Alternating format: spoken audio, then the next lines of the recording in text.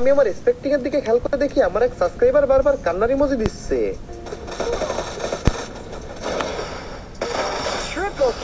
আবারও কান্নার ইমোজি দিচ্ছে।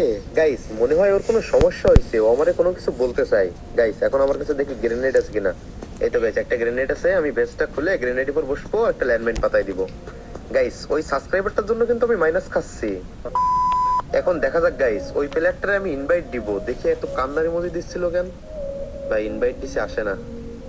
এই তো হইছে। ভাই আপনি আমার ইনভাইট দিয়েছেন, আমি জানি ভাই আপনি আমার উপর বিরক্ত হয়েছেন, কিন্তু প্লিজ ভাই আমাকে ফ্রেন্ড লিস্ট থেকে ডিলিট করেন না। আরে আমি তোমার উপর বিরক্ত হইব কেন?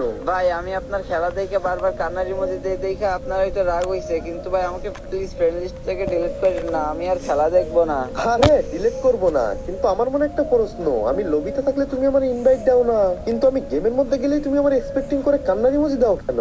ভাই আপনি একজন ভিভাস ইউটিউবার, আপনার ইনভাইট দিলে আপনি যদি বিরক্ত হয়ে আমাকে ফ্রেন্ড লিস্ট থেকে ডিলিট করে দেন, এই জন্য আমি আপনার ইনভাইট দেই না, কিন্তু আপনি মেসেজ স্টার্ট দিলে আমি আপনার খেলা দেখি।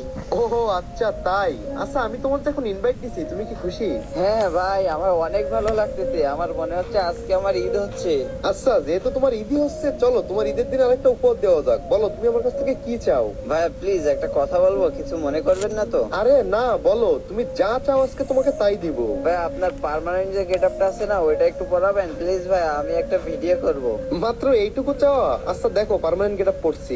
থ্যাংক ইউ ভাইয়া, থ্যাংক ইউ। দাঁড়ান দাঁড়ান ভাই, আমি একটা ভিডিও করে নিই। আচ্ছা ঠিক আছে, তোমার যতক্ষণ মন চায় তুমি ভিডিও করো, সমস্যা নাই। হ্যাঁ ভাইয়া হয়ে গেছে, আমি আমার এই ছোট্ট ভিডিওটা আমার স্কুলের সব বন্ধু বান্ধবদের দেখাবো। আচ্ছা ঠিক আছে দেখায়ও। আর গাইস তোমরা যারা ভিডিওটা দেখতেছো কে কে আমার সাথে অ্যাড হতে চাও কমেন্ট বক্স